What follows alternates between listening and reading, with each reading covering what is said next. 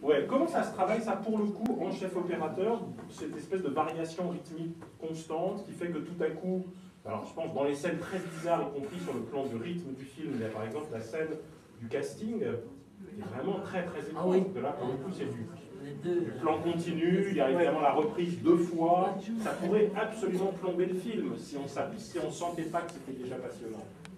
Déjà, enfin, après, quand on parle de ça, il faut parler des acteurs. Parce que là, dans les plans séquences, on a des actrices extraordinaires. Emmanuelle Devos, c'est une symphonie là qu'elle nous fait. Quand on dit les plans séquences peuvent plomber, là je pense qu'au contraire, il y a à un moment donné une énergie, un souffle extraordinaire qu'elle donne. Enfin, moi je trouve dans la scène du casting, elle est... Mais là encore, la scène du casting, c'est aussi ce rapport à la réalité. C'est-à-dire que je pense que Jérôme, il connaît cette situation, Emmanuel connaît évidemment cette situation, et ces scènes de casting sont comme ça. Il n'y a rien d'exagéré, il n'y a rien d'enlevé. On a parfaitement un équilibre total entre la tristesse, le côté pathétique de ces scènes, de ces situations humaines, et en même temps, bon, après tout, on a tous des inconvénients dans nos travaux, dans nos métiers respectifs, et on est comme ça. Dans le casting, oui. Les 2 scènes, oui. C'est les seules que vous avez tournées comme thème? Non, c'est exactement comme ça. On a fait assez peu de prises, bizarrement. Il n'y avait pas, c'était écrit en fait. C'est ça que vous voulez savoir. Oui. C'est parfaitement écrit et il n'en avait pas écrit d'autres. Voilà, c'était exactement ça. C'est d'autant plus écrit qu'évidemment c'est une mise en abîme de sa situation. Voilà, c'est ce que j'ai. Ça raconte quand même l'histoire d'une fille un peu paumée, machin. Il y a des correspondances très précises avec le récit principal. Mais il y a aussi des espèces de mise en dérision, par exemple sur le truc un peu érotique de la fille qui se retrouve sur le palier, tout ça. Voilà, donc là pour le coup ça résonne avec ce qu'on s'attend à voir, puisque s'il y a tant d'une aventure, c'est qu'il va y avoir un rapport au corps, à l'érotique, etc. Avec quand même quelques prises de risque aussi, notamment dans la façon assez détestable de jouer du mec qui est derrière la caméra, enfin, qui joue très très faux. Ah oui. Enfin là, les castings, c'est ça. Hein. Ah oui, non, mais on imagine. Ouais. Ah, c'est exactement ça. C'est-à-dire que vous arrivez et puis le type qui vous filme, il est stagiaire, il est là depuis 2 semaines, c'est le petit cousin de machin. Enfin voilà. Et puis lui, il voit juste qu'il a 12 personnes à voir dans la journée et qu'il doit donner la réplique. Et ça le... C'est un très bon comédien, Sébastien Poudreau, qui joue. Il est extraordinaire. Il joue très bien faux. Bah, Jérôme, il a toute une bande de jeunes comédiens qui viennent ponctuellement, et peut-être moins ponctuellement bientôt, dans ses films, et c'est tout le temps des pointures.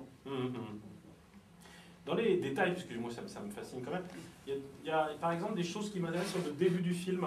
Il y a une espèce de traversée des espaces comme ça pour arriver à un truc qui est un peu le grand saut quand même, c'est-à-dire d'apparaître en public, tout ça, et puis boum, on a le générique qui déboule. Comment est-ce que ça se filme, par exemple, cette entrée en matière, qui est pour le coup vraiment important, parce qu'on joue sur l'anonymat, on n'a pas encore reconnu que c'était Emmanuelle Devos, son nom n'est pas encore apparu au générique.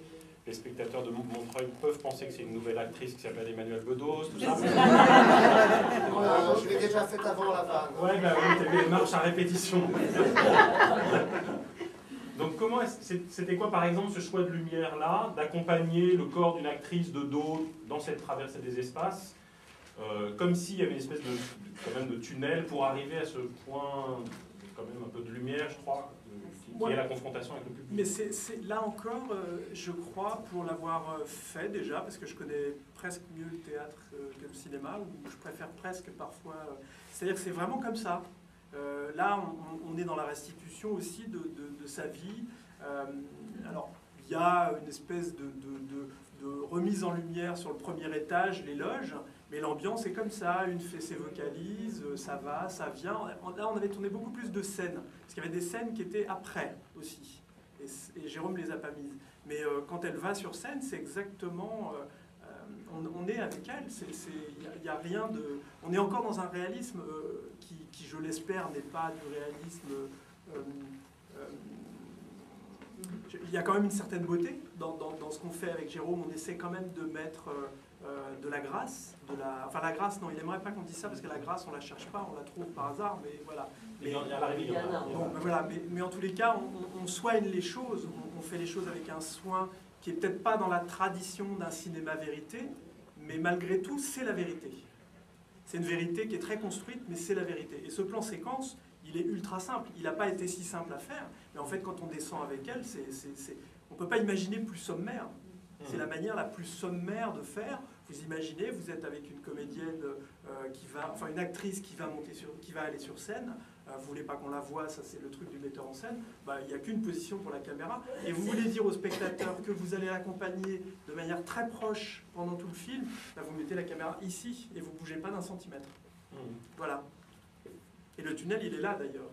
Après, la lumière noire des coulisses, c'est la lumière noire des coulisses. Vous allez au théâtre, évidemment, les coulisses sont sombres. Elles sont éclairées en bleu. C'est comme ça. Oui, mais ça devient du coup quand même un peu la métaphore d'une femme qui se révèle, quoi. Enfin, c'est ça. Et qui se révèle sur scène, dans le rapport au public. Absolument. Mais la métaphore, elle est dans la mise en scène. Bien sûr. Et je dirais que tous les cinéastes ne sont pas comme ça, mais dans le cinéma de Jérôme Bonnel, il faut que la lumière soit dans la mise en scène. Elle ne peut pas être ailleurs. Et on sent ça, ce qui n'empêche pas la stylisation. C'est ça qui est vraiment beau dans le film. Mais c'est quelque chose de ténu. On pourrait très vite passer de l'autre côté ou alors être un peu en dessous. On essaie d'être au point d'équilibre par rapport à ça. C'est l'avantage d'être complice et de se connaître depuis longtemps. Et comment vous marchez? Il t'explique quand même les scénarios, il te dit, voilà, alors la scène de l'enterrement, elle doit être dans telle tonalité. Enfin, c'est quoi votre dialogue? Il fonctionne sur quoi? Comment vous collaborez concrètement? Là, la phrase qu'il a dû me dire le plus, mais on ne se dit pas l'essentiel en fait. Et je pense que la phrase qu'il m'a dite le plus, c'est « je veux qu'Emmanuelle soit belle ». Voilà. Ça a réussi, oui. Voilà. Mais c'était ça, parce qu'il y avait un enjeu, c'était ça, cette espèce de glamour, enfin de glamour, j'aime pas ce mot mais il n'y en a pas d'autre, pour la hisser quand même à ce niveau visuel. Mais après, je connais Jérôme. Si jamais j'avais sorti la batterie de lumière et de filtres qu'on utilisait pour Greta Garbo, il n'aurait pas apprécié. Parce que c'est une image datée, ou alors si on avait... Enfin voilà, on est quand même maintenant aussi... Et puis il y a une évolution de l'image, on sait... on a des instruments qui sont des caméras extraordinaires. Maintenant, ces caméras numériques-là, nous, on a une caméra qui est extraordinaire pour faire ce film. Donc on utilise ça pour aller dans ce réalisme, sans en faire un réalisme... qui vous envahit. Enfin, si je remets ma caméra ici, sur ton visage... Voilà. Non, mais c'est terrible, parce que d'un seul coup, tous les détails de la peau deviennent épouvantables. Mais il faut ne pas montrer ça. Et en même temps, il faut vraiment mettre la caméra à cet endroit-là. Voilà. Moi, je pense que l'un des sujets du film, c'est quand même le duvet de De Vos. Ce charmant duvet. Ce charmant duvet. C'est adorable. Ah oui. C'est adorable le duvet. Et donc, c'était une façon quand même de t'interroger sur cette séquence un peu bizarre, tordue, dérangeante, et qui est très très belle, qui est celle de l'enterrement aussi. Là, oui. Par exemple, sa place dans le film, tout ça. Est-ce que tu as eu des explications? Est-ce que... On a un peu le sentiment quand même que là, pour le coup, il y a un vrai enjeu. Je vais même donner mon analyse en fait. C'est que c'est un hommage à Jacques Tati.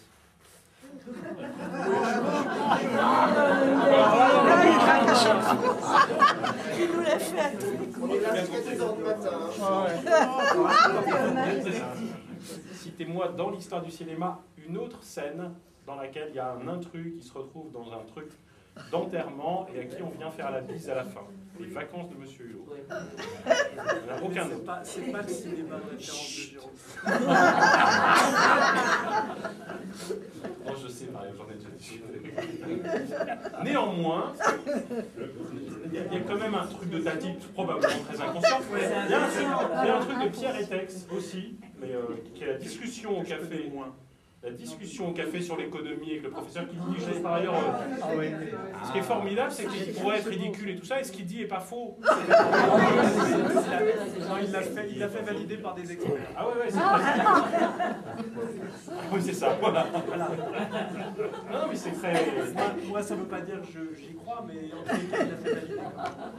Non, mais en plus, on sent que c'est un peu tout ce qu'il faut penser sur l'économie en ce moment. C'est ça. Mais c'est pas faux. Les experts. Les experts, ouais. Et ça fait penser au grand amour de Pierre Etex, où il y a une scène de séduction entre une jeune femme et son patron, et plus le patron se met à parler sérieusement de l'économie de la boîte, plus il vieillit à l'œil nu, quoi. Enfin, elle se retrouve à dîner avec un vieillard. Et puis le truc burlesque aussi, c'est quand même le poteau, là, Oui. très burlesque, explicite, quoi. Oui, là, on a quand même compris que Rodolphe, il avait aucune chance, quand même. Hein. Oui, là, c'est raté. Aucun doute. Hein. Mais du coup, non, ce qui est très beau, enfin, c'est vraiment littéralement le mélange des genres. C'est-à-dire que de pouvoir être très efficace dans quelque chose d'assez comique ou burlesque, sur des registres d'ailleurs assez différents. Parce qu'il y a précisément ce personnage-là de Rodolphe, qui est quand même vraiment dérisoire, drôle, décalé. Mais il y a toute la scène avec Aurélia et Laurent, qui est quand même très folle et assez dingue. Et à côté de ça, il faut être dans le sérieux du sentiment et du désir de l'autre. Et ça, c'est quand même un équilibre hautement improbable à tenir pendant un film entier. Mais ça, il faut féliciter le maire. Je le ferai volontiers, il est à New York, ce con. Oui. Mais le poteau, c'est directement de mon oncle. Hein. Ah oui, tout à fait. Merci. Ce film est un hommage complet à Jacques Tati. C'est du pillage plus que de l'hommage. Je ne m'en Sans vergogne.